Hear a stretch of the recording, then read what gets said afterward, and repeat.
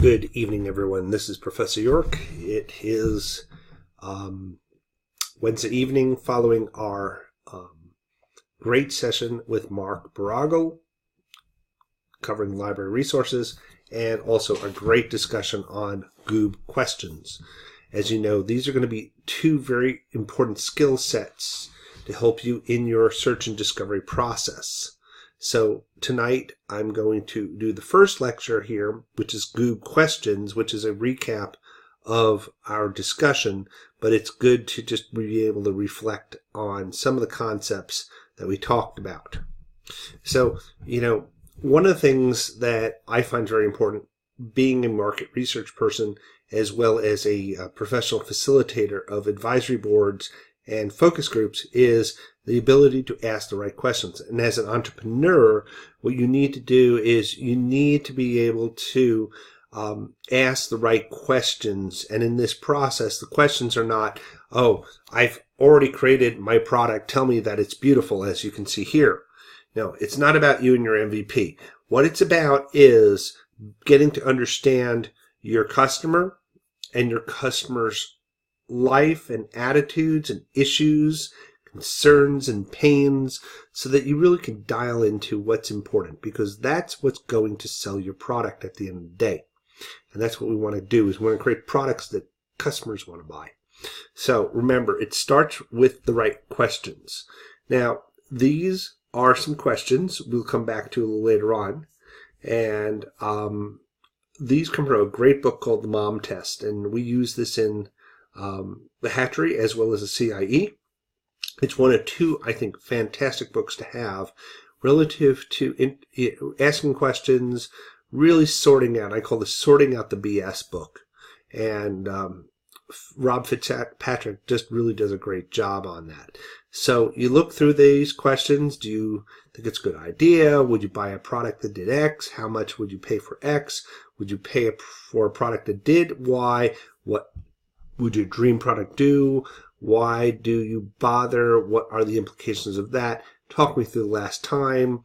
What else have you tried? Where does the money come from? Who else should I talk to? And is there anything else? They all look like great questions, but really the big challenge is, are they or are they not? And at the end of this discussion, we'll talk about that.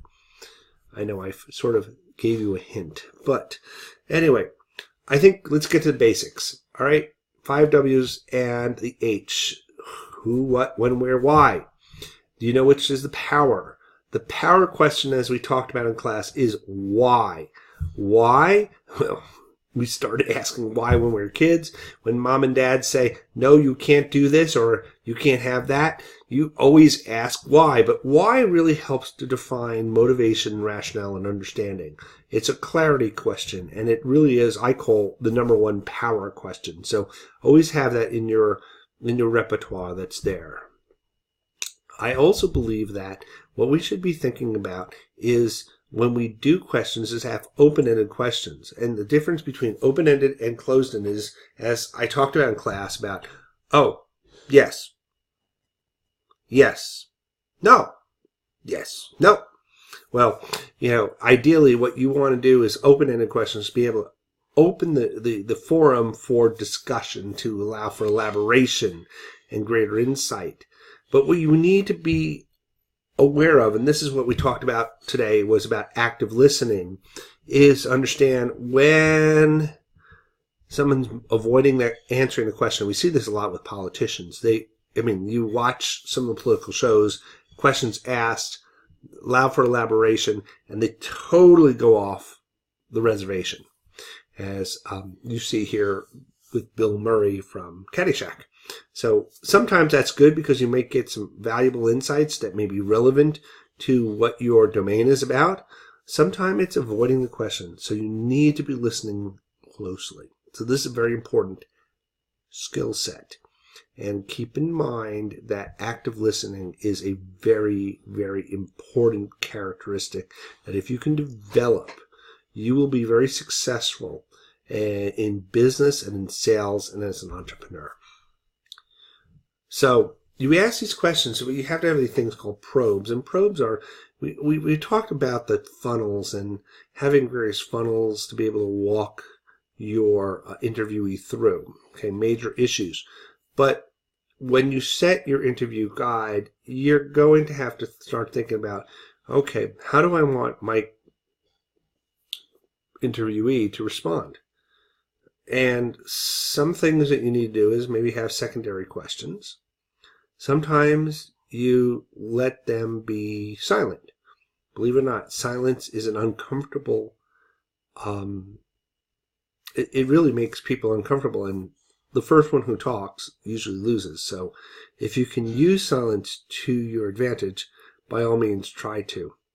And then there's the yes, I got it, boom. It shows that you are listening. It's a more of a minimalistic probe that's there.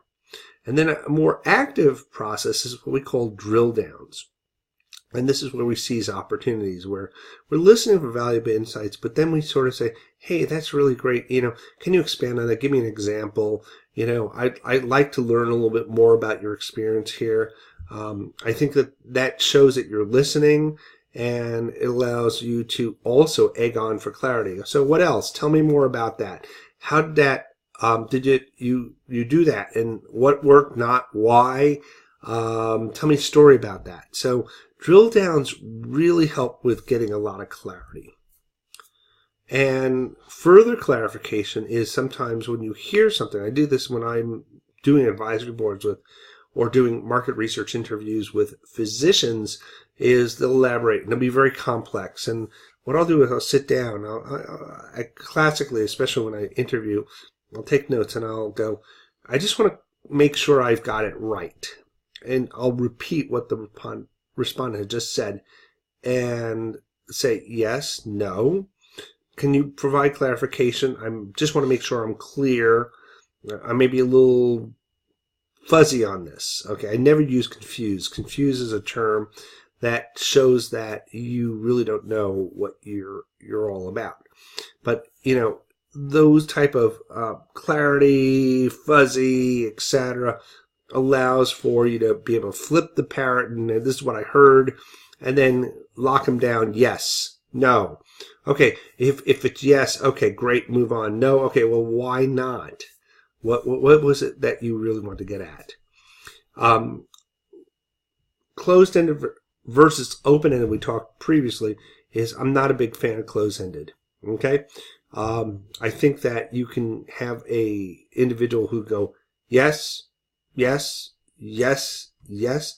It doesn't tell you if it's the feeling of the respondent is, we'll just say on a 1 to 5 scale, 1 being cold, 3 being medium, 5 being hot, a degree, and I think that is important.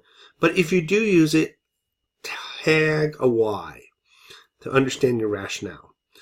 Preferably, I like to use what we call a 1 to 7 scale, or hot to cold. In more, you can offer choices or rank order or follow up with open-ended Ys. And to quantify responses, you allow for a lot more discussion and really detail.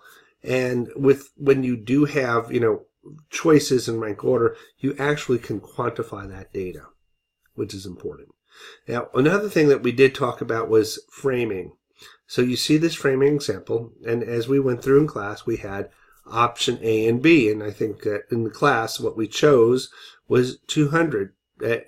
A being very, very clear, that that's a definitive outcome that is positive. And then we did C and D, and based on the class, but also what the right answer is D, because, when you look at a definitive outcome being negative, you're like, well, maybe this 1/3 that nobody dies could be a better. But when you put them all together, what you find is you flip back to A. So the point is how you frame things, and marketers do this, political science polls will do this to be able to lead you. And I'll get into leading the witness in just a second. But here's a real good example of framing. Okay, left and right, frozen yogurt. Which would you choose? And I know Aaliyah pointed out that choosing 80% fat-free just made you feel a little more less, I'll say a little less guilty about having the frozen yogurt that has 20% fat, because it sounds healthier. So you have to watch this, because marketers do this, and market research and political polllists do this. So framing what it can do is it can drive a response in a certain area.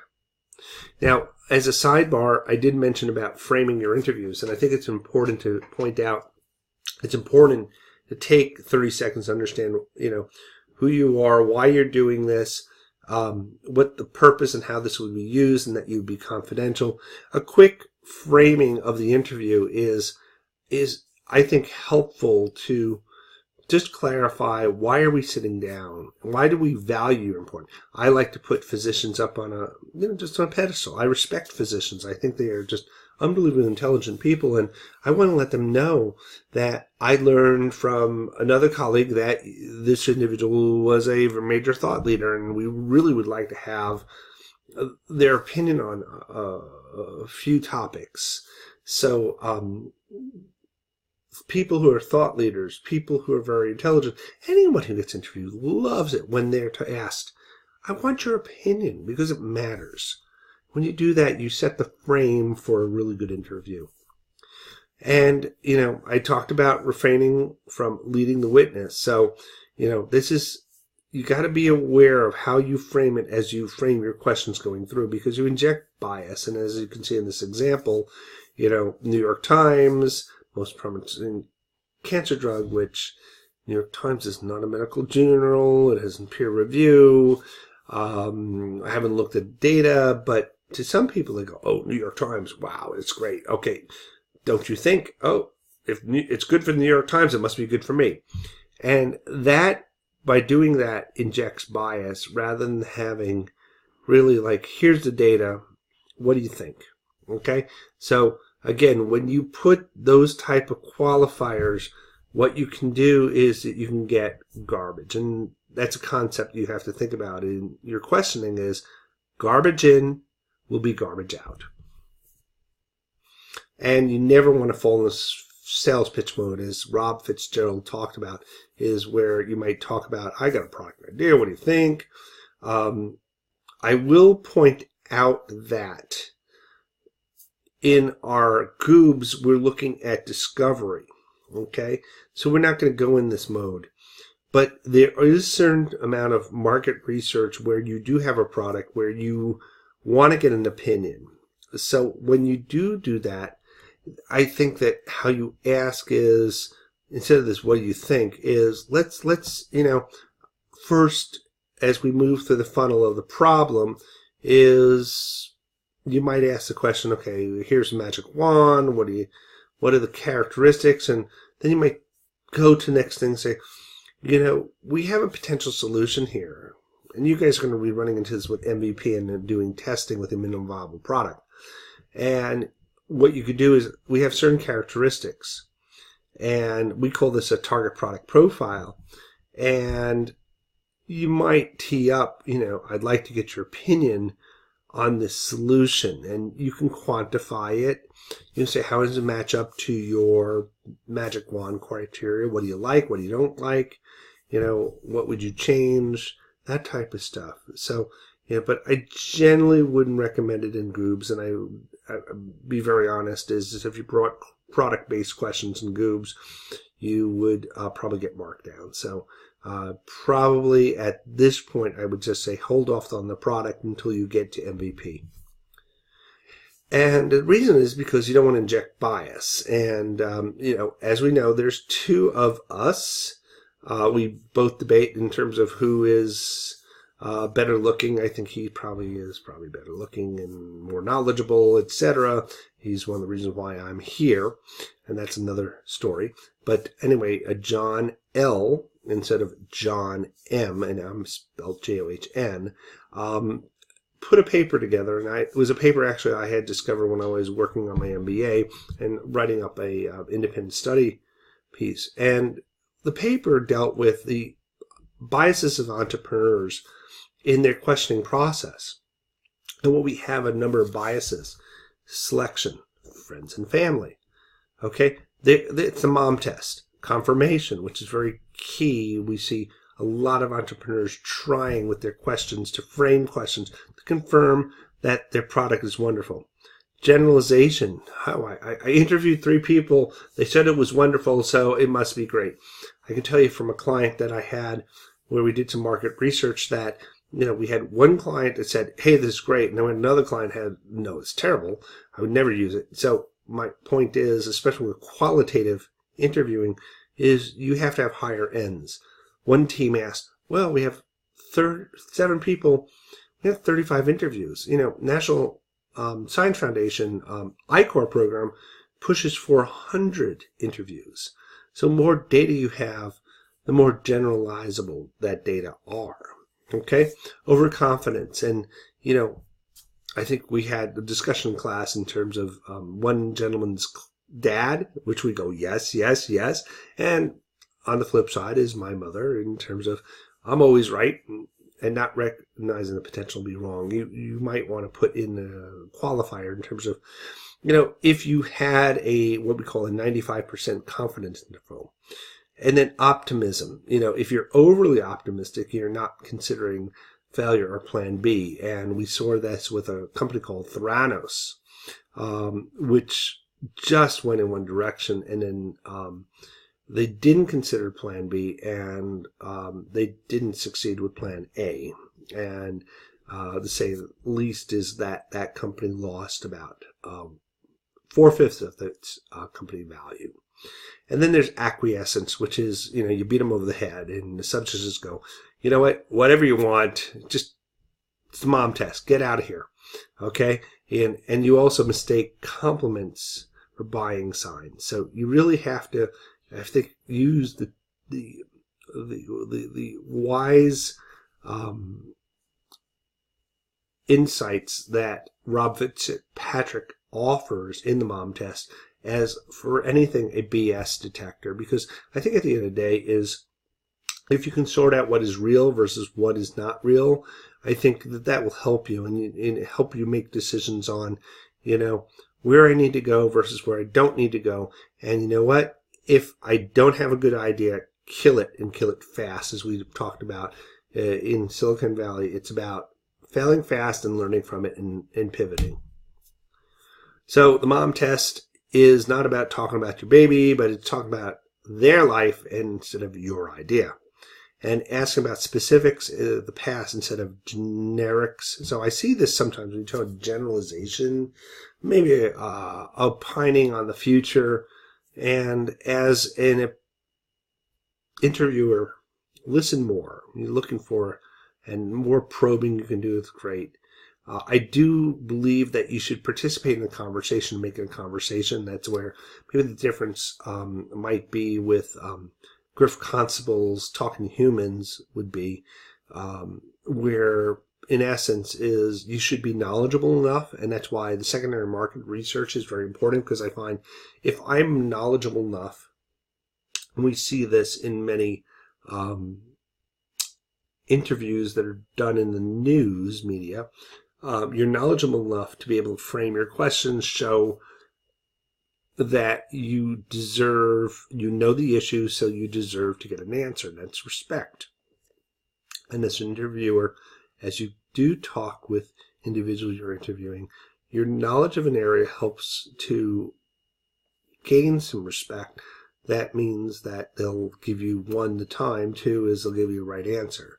If they don't feel like you're participating as a conversation, they feel like you're just doing a survey. So that's one of the reasons why I feel like you need to listen more, but there's a certain point that you need to add in some color just so that folks know that, you're not just talking on a list of questions, but you've actually done some research and you understand the area, and there's a real meaning behind what your interviewers are all about. And then there's, like we talked about, you gotta deflect compliments and fluff. Okay? When you see ideas, you gotta probe. And, before you even go into it, is if you got trivia, that's why secondary research is so important. We'll talk about the importance of doing that with our database discussion. But if you can do that, it means one less question that's unnecessary, but it also means more information that you can probe into and make it more interesting. So, okay, what are good and why? All right, so question number 1, as we talked about, good idea? No. Why? As we talked about in class, it's closed-ended. It's product-oriented. Would you buy the product? Which is next? Closed-ended, product-oriented. How much would you pay? You got the cart before the horse. Again, I think that there are certain times where this question may come into play, okay? But I would probably use more of boundary type of testing for pricing once I've ascertained that the product is something that product characteristics or solution characteristics are what the interviewee is interested in. And I might go, well, if you were going to spend, what would be considered too much? Or what would be, considered to be, if it was too little that you think it was cheap? So that's a good way of sort of, but there's a whole science to pricing. And I think, it's a trap that many entrepreneurs fall into. Would you pay for a product that did X? Yes and no. What would your dream product do? I think that's a good question. I personally like, if you had a magic wand, what would this product look like? If you were the director of product development, and you had the dream product, no resources, you were going, boom, you get better responses, okay? Why do you bother? And we've had mixed responses to this, but this is a great question because it defines rationale. Especially as what are the implications of this? Because what it says is once you hear about a response or an action or an issue, it's a drill down. And then this number 8, which is talk me through the last time that happened, is a wonderful question. Talk me through. It gets people to talk about their experience and their story and making it real. And then you want to quantify, well, how much pain did you have? Did you try to do something? And then it gets to number 9. What else have you tried? Which tells motivation, tells you how much pain. Because folks who are innovators will jury rig a solution. And then, we had a discussion about where does the money come from. I think where the money comes from is actually a good question if you're trying to ascertain, are there other different decision makers in the process? If you're looking at a product, I think it's a little too early that's there. But I could see where, dealing with this issue, would you be the person who would be, financing this, or would it be someone else? Who else should I be involved? Which leads to number 11, which is who else should I talk with? Okay, because you always want to end an interview with this question because it gives you more individuals and you can get recommendations and that lead to that. And I always ask because if I have one thought leader who says, hey, Dr. So-and-so who has recommended you, it tees up to the other individual some familiarity. And as a result, you end up getting an open door. And then last but not least, is there anything else I should have asked? I think it's a winner because I've had situations I mentioned in class where I've had a psychiatrist actually who deals with drug addiction, worked for the UN, heading up actually their drug addiction program globally for several years, and we've become very good friends. And what I found it fascinating was that in the interview I had done, I threw this question out, and he just jumped on it and gave me like 30 more minutes and tremendous a number of insights. So, this gives you the opportunity to, if you've missed in questions, maybe there's some things that you can pick up on. Okay, anyway, that's what we have here. This is under 30 minutes. I want to keep these short and sweet, but this gives you another arrow in your quiver or in a tool in your toolbox. This is very, very critical skill set that you will find if you are an entrepreneur, one, or you're working in sales, marketing, etc. So I certainly hope that you'll be able to take this forward as you go with your Goob assignment. Take care. See you on Monday.